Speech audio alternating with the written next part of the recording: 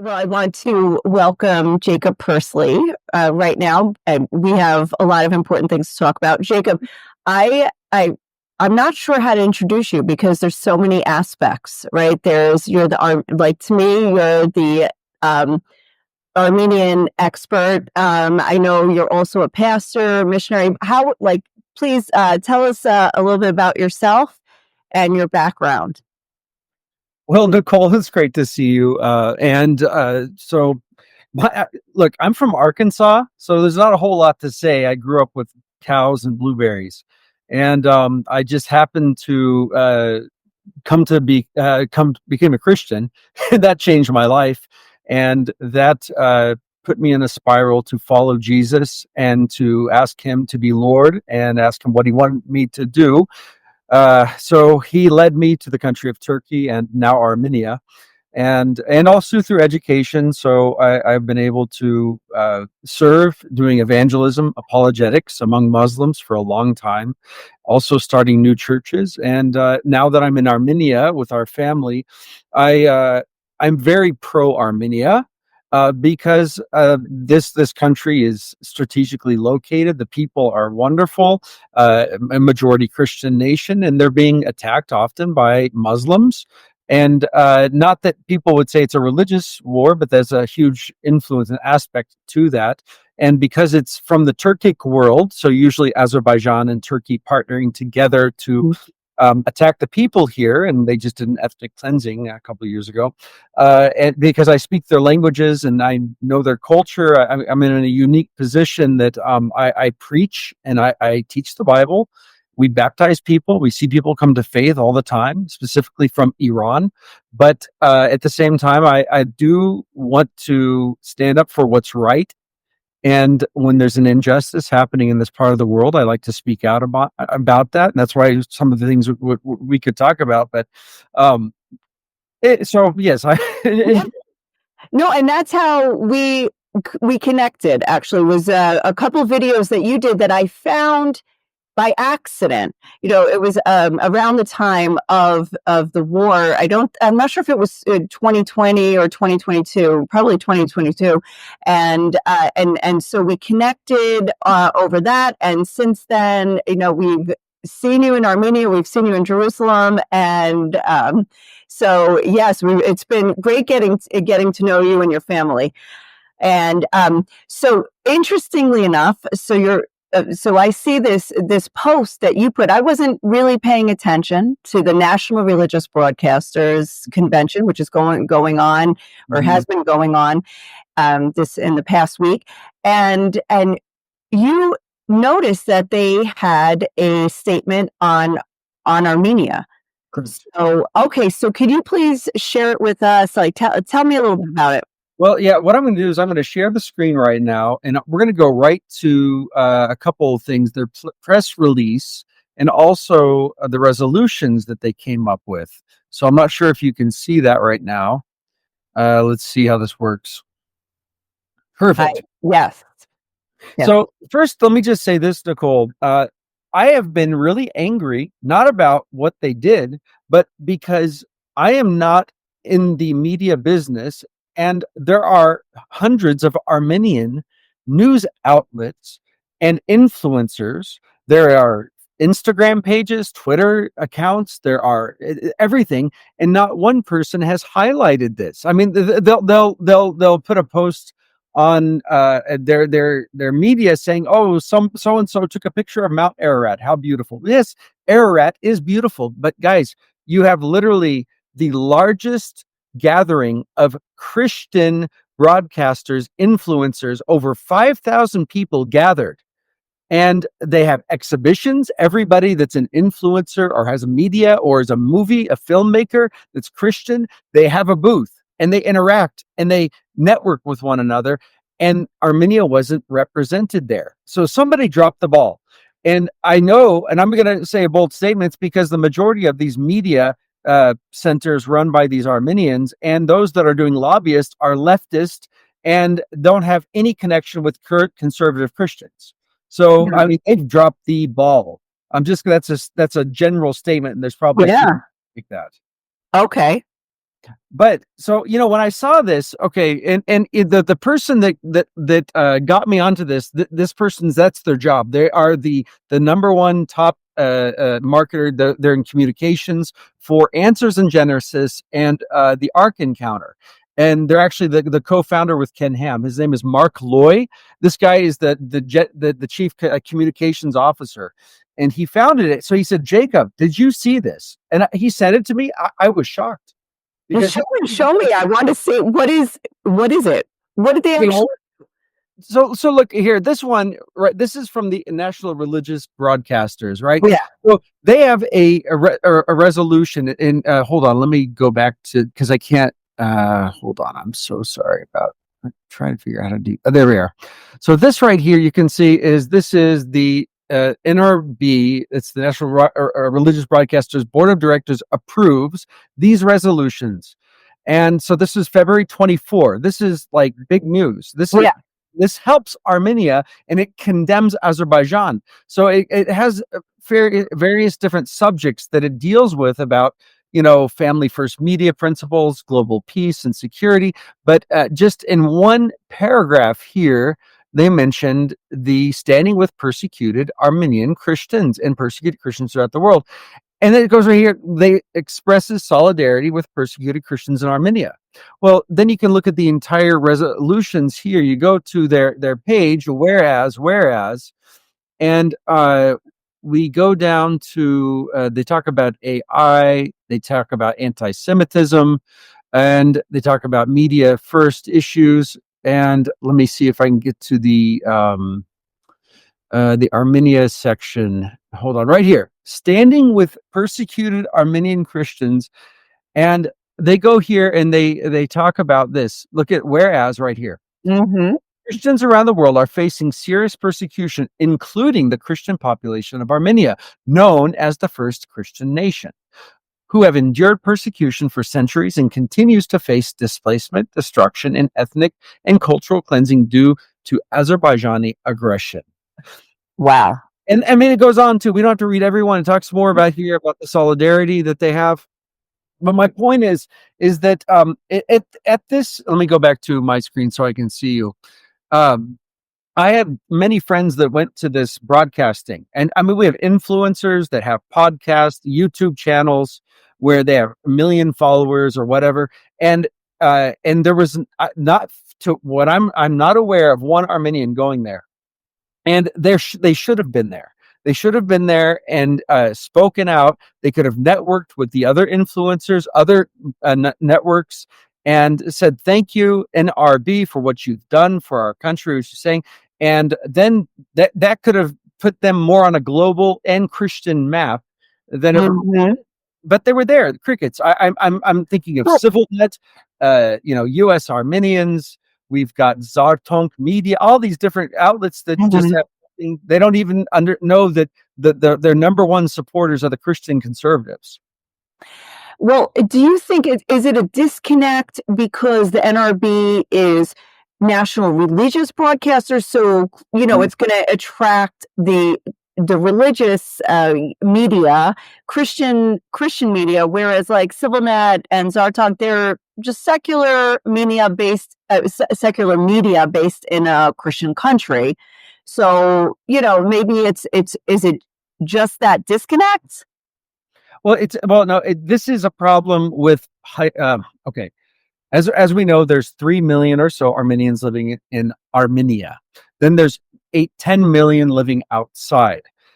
Unfortunately, those that have been living outside, and if I'm looking at America, they have never aligned with the Christian conservative population in America, which is huge. Mm-hmm. So Israel has partnered with the Christian conservatives because they pray for the peace of Jerusalem. You know how that is, and Right. and they're not even Christian. And here, Armenian is the first Christian nation, but they've aligned themselves with leftist liberal Democrats for so long.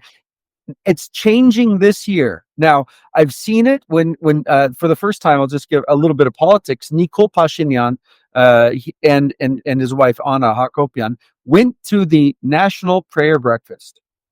And to be honest, I don't think they knew what they were getting into. They're like, oh, it's just, a gathering and you breakfast and somebody prays. Well, no. That's the most influential time to network with world Christian leaders. Right.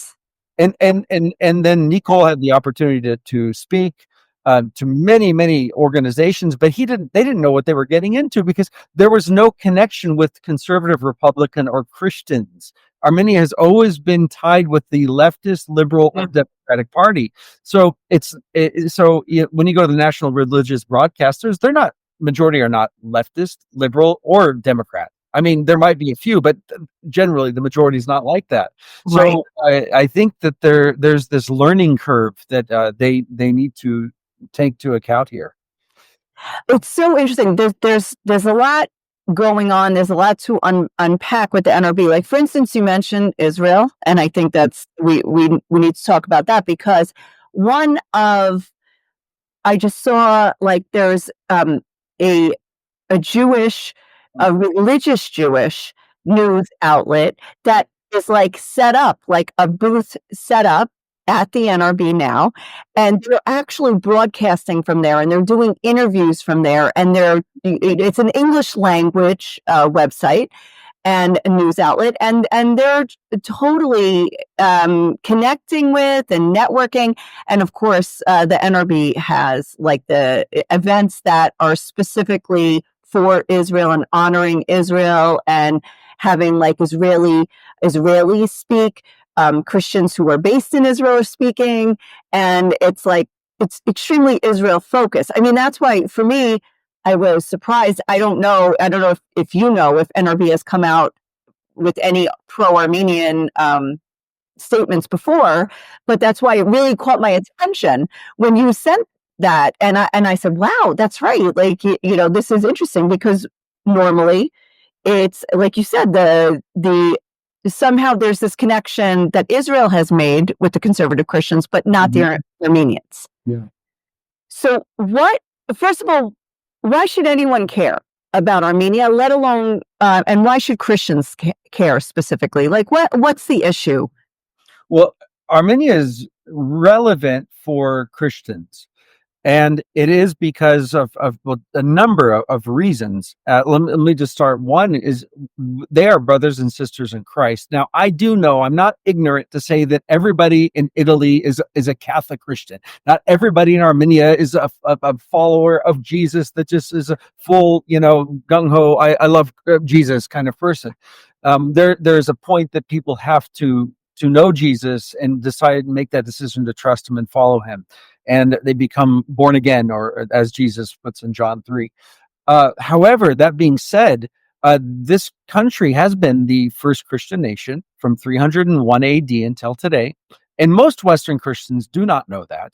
They've never heard that history. They don't know that this is in the region where the resting place of Noah's Ark is. So we have some biblical history connected with Armenia.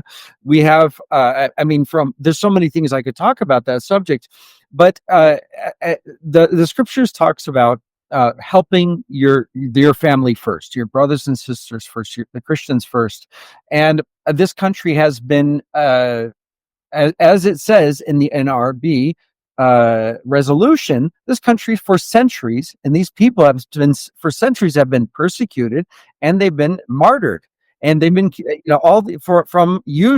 mostly from the people from the Ottoman Empire, and now today from Pakistan, Azerbaijan, Turkey, and ISIS fighters that came in the recent years from 2020 up until really now. And of course, Marxism, socialism under the Soviet Union really sucked the life out of the Christians here. It was very difficult. I mean, it was illegal to own a Bible, and they shut down most of the churches. So they've faced a lot of persecution. But we have to think too, as if you're a true Christian, you're also missions minded, because that's God's idea. Is He wants to see the world know who He is and to be saved. I mean, He's the only hope for this world and for the next. And so missionaries go to spread where the gospel is not. Well, look where Armenia is located. We're located where Turkey is, like 8,000 Christians in Turkey. That's it. 86 million people and 8,000 converts to Christianity. We got a lot of work to do. And Wow. Azerbaijan, to be honest, this is really interesting. There's more Christians in Azerbaijan. There's maybe 200,000 that have converts. So Christianity is spreading more and more in Azerbaijan, and that's good news, because the more they follow Christ, the less war there will be. And Iran as well. It's an Islamic state, but there's a few million Christians now converting. And then we have, to the north of us, we have really difficult Muslim areas, very few churches, places like in Dagestan and Chechnya. So for Christians, this is a very important location to not lose for the faith and to support the brothers and sisters here. I can go to almost any village and there is a true Bible believing church. People are praying for their enemies. They don't want war. They don't want these attacks that have been happening. And it's just been a forgotten place. I was just talking to a PhD candidate, and Armenian, studied in Korea, now going to study in Emory University. And she was just saying, like, when I'm talking with my colleagues and academics, people don't even know about Armenia. And this is our field of religion and this and so not it's just been kind of forgotten, even though we have such ancient texts in Armenia that could be translated for academic purposes. So it's just kind of been hidden for years, but I always call it the second Israel for Christians. Hmm. Yeah, I speaking of that, like I did want to ask you more about there's this big focus for Christians and actually for politicians, and sometimes it's across the board for Israel, like relating to Israel. And yet you don't have that same Christian response for Armenia. And we were talking a lot about that over the summer when we were visiting Armenia, and we had some really good conversations. And what is the deal with that? Like, why are Christians, I mean, I understand theologically, and there's Christian Zionism and stuff like that, where people are getting all into Israel, but like you said, they're brothers and sisters in Armenia, and they just went through a war and ethnic cleansing with almost zero support. Mm-hmm. What is the deal with that? Well, I'm going to say two things. Both of these, you look, I've done a lot of research. I've done a PhD, so if I want to answer correctly, I would have to do an entire sociological study on this. But I'm going to just anecdotally give you two reasons, I believe. One is that the apostolic church just has not worked well with the Protestant church, and the Protestant church is the most influential church in the world, and it's the largest church in the world. And I mean, literally the entire all of Europe and America was founded on Protestant biblical principles. And in the West, we have a lot of influence, we have a lot of money, we have a lot of these in churches will pray, but there's just been this kind of disconnect where in Armenia you have this interesting and unfortunate where they'll say, oh, they're cultish. The Protestants are cult. Mm-hmm. And I'm like, guys, you're attacking the very people that will pray for you, that will come here, plant a flag down, and fight with you. These are not your enemies. But they're like, oh no, they're Ahan Davor, Ahan. They're these cult people, and so they don't even know what the word cult means. But they've used this in the vocabulary, and so they haven't connected with the largest, evangelical denominations like the Southern Baptists. Now Israel will work with the Southern Baptists. They will have them on there. They'll speak in their areas. I mean, think about who's the new ambassador to Jerusalem. Isn't it Mike Huckabee? Mike Huckabee, yeah. Mike Huckabee is a Southern Baptist, theologically seminary trained Baptist pastor. And then he got into politics, and that man loves Israel, and he's a Baptist, and Israel loves him because he's pro-Israel. Right. I mean, the country here just does not have good marketing, to be honest. If I'm a secular perspective, I was talking to, I won't say who, I talked to interesting people here, but I was talking to somebody who was very influential about this very subject.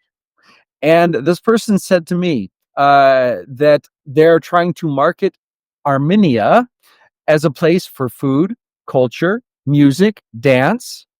Mm. And I'm like, guys, like the entire thing of you could market as the first Christian nation. You could be drawing Koreans, Korea, Brazil. I mean, Yeah. all over the world that would come and pour and invest and put a light. They would come here with the influencers with their cameras and say, "Look at this beautiful country." But no. It's this leftist leaning kind of like liberal agenda that's just really destroyed this country. And Mhm. somehow I don't know if Israel's I don't know much about Israel, but somehow they know how to use the Protestants for their advantage, which is good. If you're a country, you're going to be pro your country, and you're going to think of any way to help your country. But Right. that hasn't happened here. Right, right. It's more the Protestants, the evangelicals who have gotten on board with Israel, but they don't connect to Armenia. And I guess Armenia is a bit of an unknown. You know, but when I actually went there myself, I was like, wow, this is like, it's an open air museum. The entire country is a museum. History of Christianity, even pre-Christianity. I mean, it's biblical. It's a biblical and deeply religious country, deeply spiritual, I guess. And I think a lot of people just don't know that. And also interesting. I mean, we touched on the religious, but what about now with the politics? Like you said, it's the Democrats, it's the liberals. How is this not, or how could it be in front of the conservatives or in front of the Republicans? I mean, the Republicans, like you mentioned, Huckabee, like he's clearly going to go all in on Israel, and anyway, that's now his job. Mhm. But we don't see many Republicans who are on board for Armenia.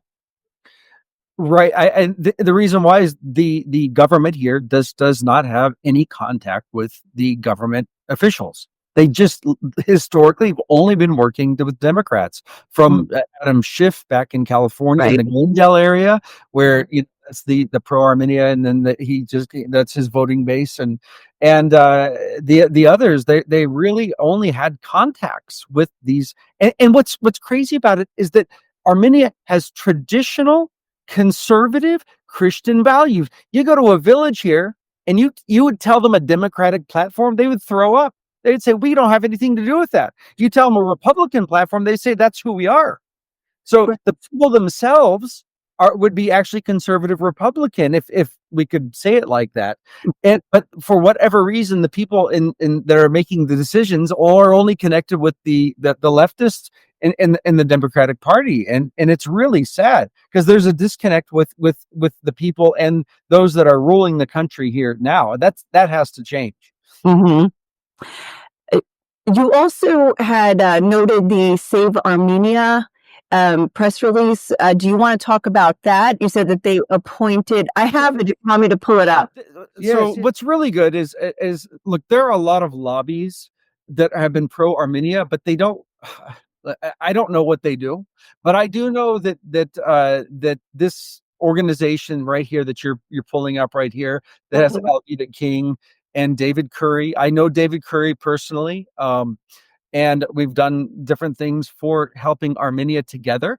And so I'm really happy that he is a part. He actually just did. He had about a 1 hour private meeting with Nicole Pashinyan last month, and then did an interview with Nicole Pashinyan, the president here Okay. minister of Armenia. So that's really good news. Now they're making the right connections, and so this Save Armenia organization. I know many people that are. I know the guy that started it personally.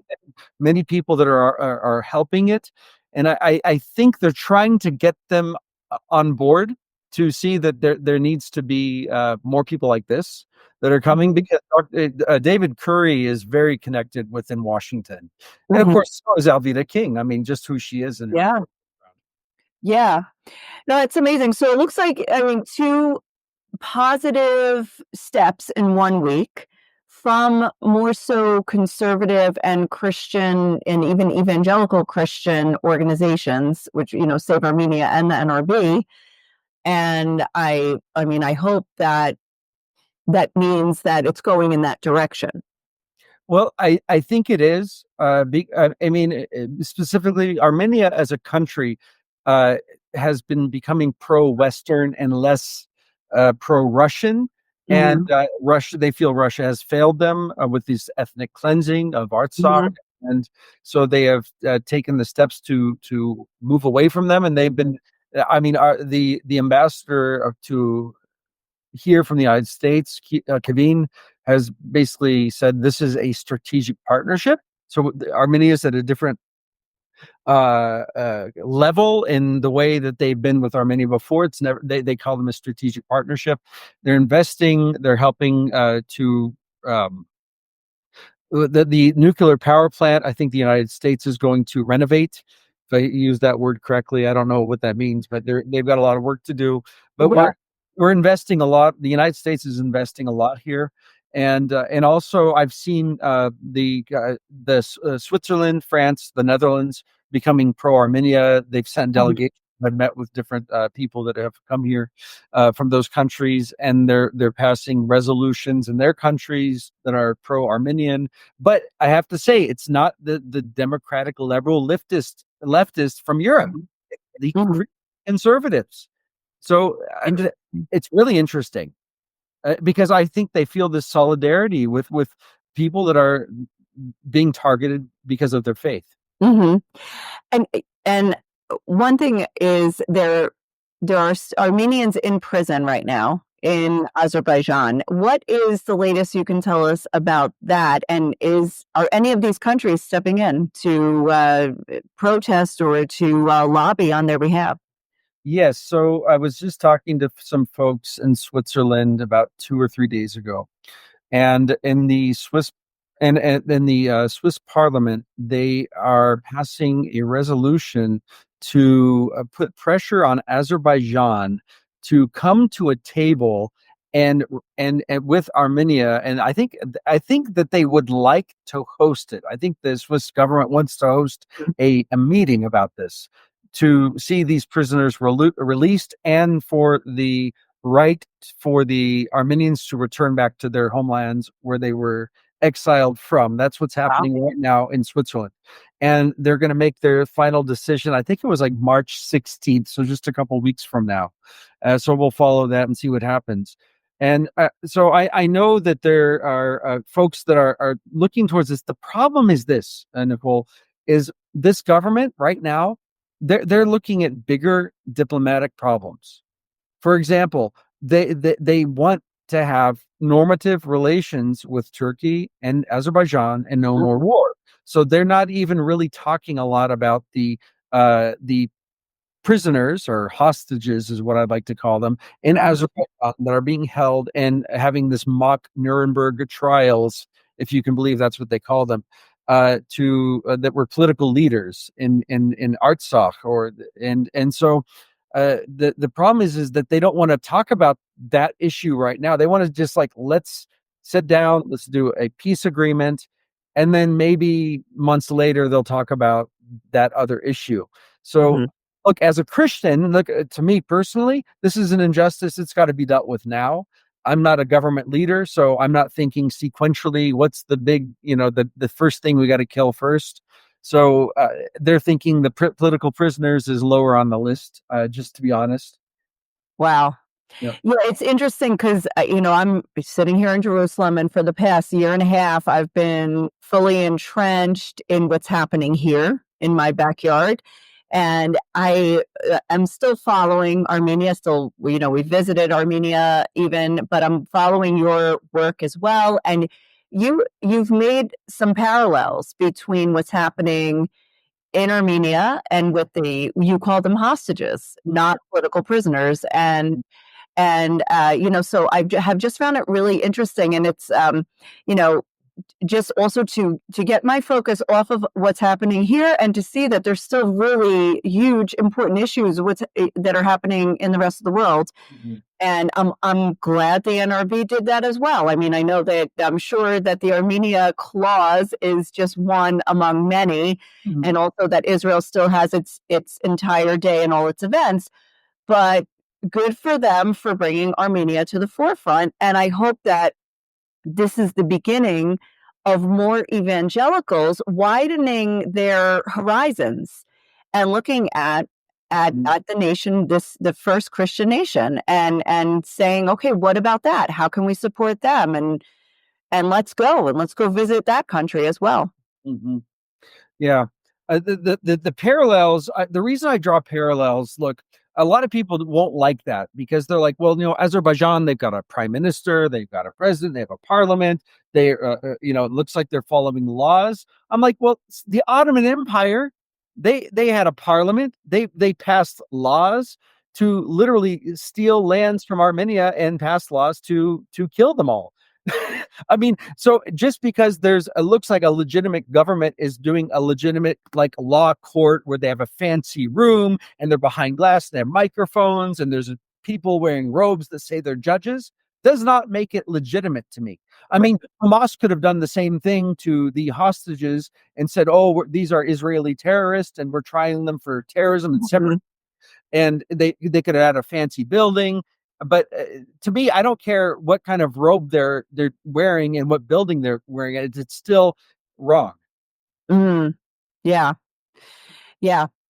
Yeah, and it's just following, like, even with Ruben Vardanian and what's happening with him and everything. It's just who was a former official in our, just political prisoner slash hostage. He wasn't even a soldier or general. He was a businessman. Right. And then A philanthropist. Yeah, yeah, it's really tough. Okay, so tell me something to end on a positive note. Armenia is pretty amazing. yeah. It's a pretty amazing place to visit. What I mean, how, like, what would you tell people, like, when to come, what to see, who to connect with? I mean, Jacob's a great tour guide, by the way, and that's why it's like, how do I introduce Jacob? Because you're also among it all, like, among all of the hats that you wear. Yeah. You gave us a tour of a couple of ancient sites, like churches that aren't on the usual list, and Mhm. it was like, it's just amazing. Well, there's so many things hidden here. Like for example, the bones or remains of Ananias, the one that prayed for Saul, that became the apostle Paul. Well, his bones are right downtown in Yerevan, I and didn't know that. yeah, they got like this right here. I Like, gotta come back. like here, if you're a Christian, like there's so many reasons to come. One is like it's like welcome home. Your ancestors came down from the mountains of Ararat. They walked down here, settled these lands. So this is where we're all from originally. This is like a pilgrimage. That's why I call it the second Israel. Mhm. And you get to taste the wine that Noah made, literally. I mean, the oldest wine Yeah, came from here. Why is that? Because Noah made wine when he got off the ark, and so it's all connected. It's all, there's so many beautiful things. I mean, there's the churches, the architecture is amazing, and you can find monasteries and churches all over the country. And the largest cable car that's going back and forth in the world is found here, going to a monastery. And actually, the guy that funded that is the one that's a political prison, a hostage in Baku right now. That's Ruben wow. Balkanian, that's his project. Um, Oh, there's just so many beautiful things about this place. I mean, the people, it's peaceful.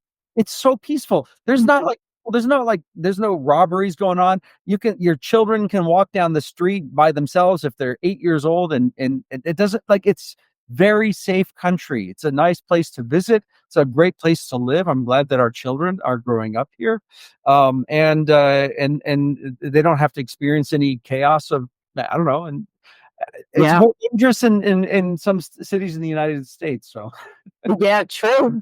True. Oh, it's we had a great time. But Jacob, how can people connect with you? So they, if they want, I mean, they can. I look on if they're going to connect with me directly, probably through Facebook or Instagram. Uh, Okay. Probably the best way. Jacob Persley, Facebook. You can find me easily. They can Hmm. just direct message me there, or even on Instagram. It's Ambassador of the King, and I can answer anything through Facebook or Instagram, and I have a YouTube channel. I'm not a YouTuber, but I mean, I every once in a while I put stuff up if I see something that I feel like I got to talk about. That's also under my name, Jacob. Awesome.